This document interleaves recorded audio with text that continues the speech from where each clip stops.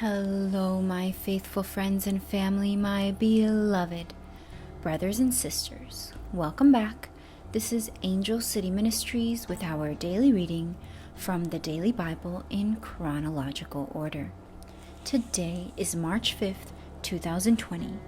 Today we will begin a new section titled General Welfare Laws, beginning with a note from the author.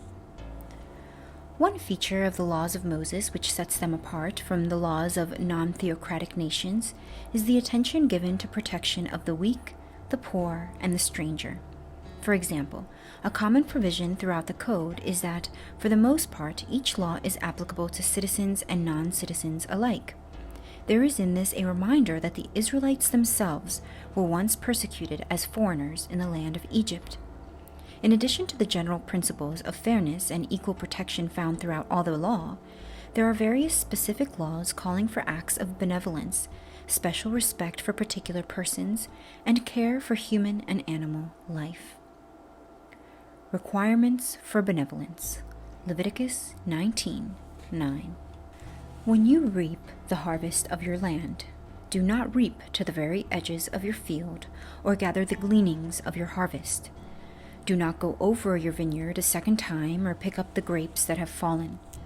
Leave them for the poor and the foreigner. I am the Lord your God.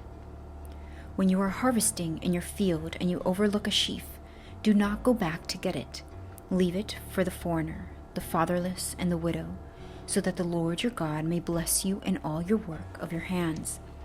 When you beat the olives from your trees, do not go over the branches a second time. Leave what remains for the foreigner, the fatherless, and the widow. When you harvest the grapes in your vineyard, do not go over the vines again. Leave what remains for the foreigner, the fatherless, and the widow. Remember that you were slaves in Egypt. That is why I command you to do this. If you enter your neighbor's vineyard, you may eat all the grapes you want, but do not put any in your basket. If you enter your neighbor's grain field, you may pick kernels with your hands, but you must not put a sickle to their standing grain. If any of your fellow Israelites becomes poor and are unable to support themselves among you, help them as you would a foreigner and stranger, so they can continue to live among you.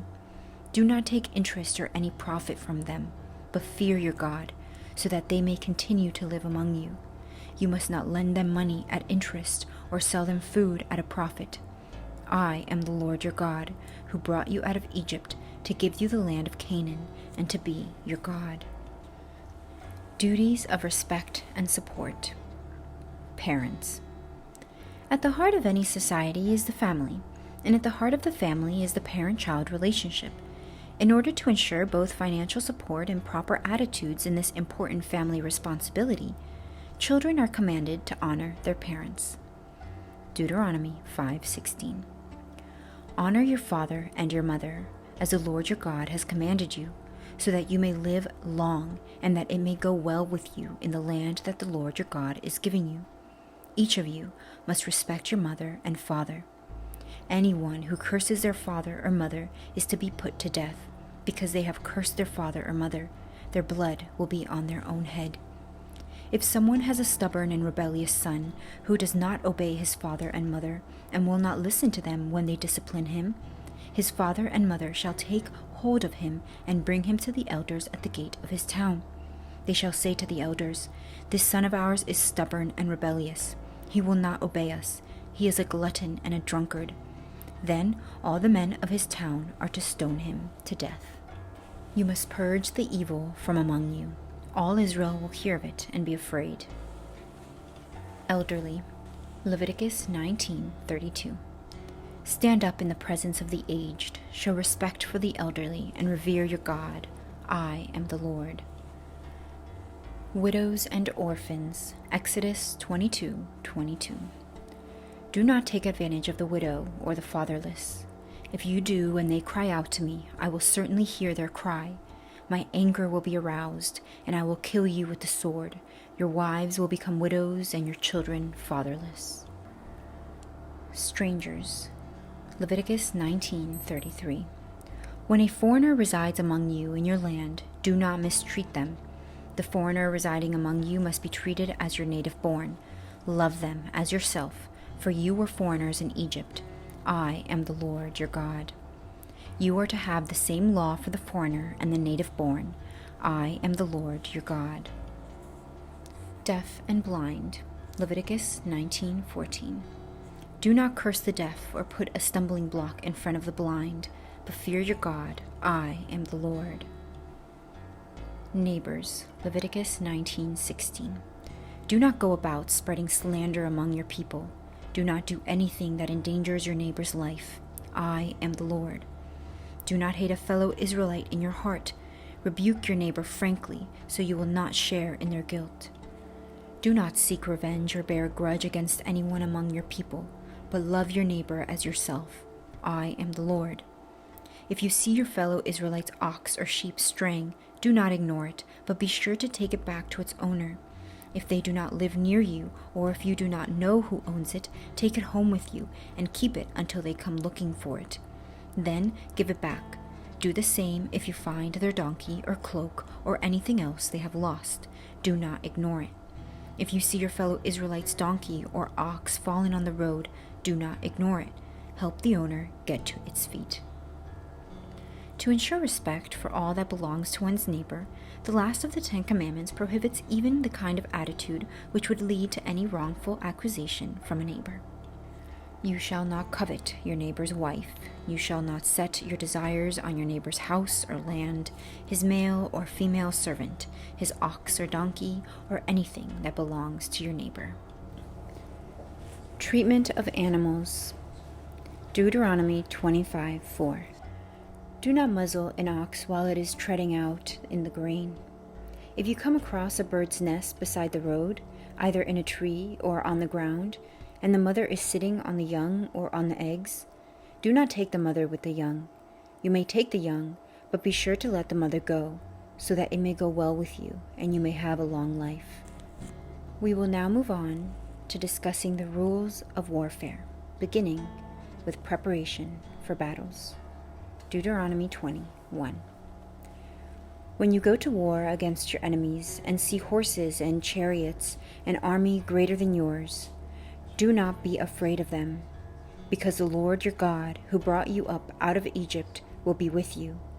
When you are about to go into battle, the priest shall come forward and address the army. He shall say, "Hear, Israel, today you are going into battle against your enemies. Do not be faint-hearted or afraid. Do not panic or be terrified by them, for the Lord your God is the one who goes with you to fight for you against your enemies to give you victory." The officer shall say to the army, "Has anyone built a new house and not yet begun to live in it? Let him go home, or he may die in battle and someone else may begin to live in it. Has anyone planted a vineyard and not begun to enjoy it? Let him go home, or he may die in battle and someone else enjoy it. Has anyone become pledged to a woman and not married her? Let him go home, or he may die in battle and someone else marry her." Then the officers shall add, "Is anyone afraid or faint-hearted? Let him go, so that his fellow soldiers will not become disheartened too." When the officers have finished speaking to the army, they shall appoint commanders over it. Rules of siege. Deuteronomy 20:10. When you march up to attack a city, make its people an offer of peace. If they accept and open their gates, all the people in it shall be subject to forced labor and shall work for you.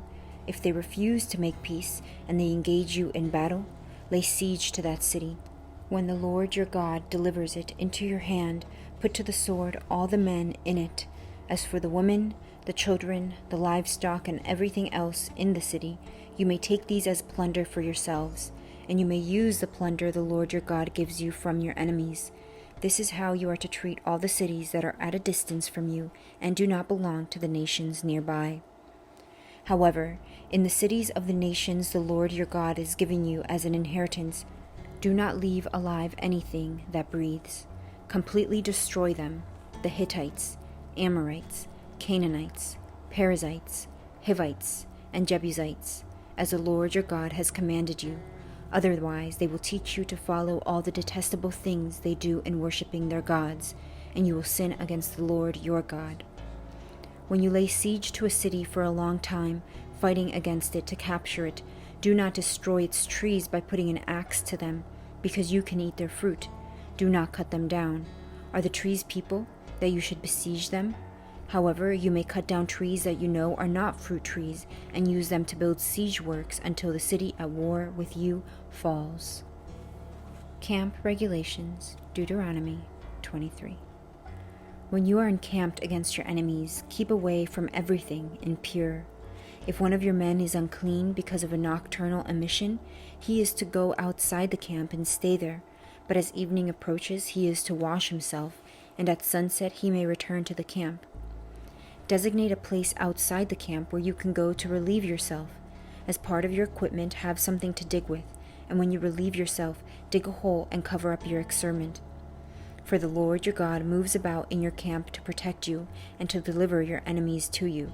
Your camp must be holy, so that he will not see among you anything indecent and turn away from you. And that concludes our reading for today. Thank you so much, my friends and family, for tuning in once again. And as always, if you have any questions, any comments, anything you'd like to share, please do not hesitate to reach out at angelcityministries@gmail.com. That's angelcityministries@gmail.com. I love you. God bless you. Shalom.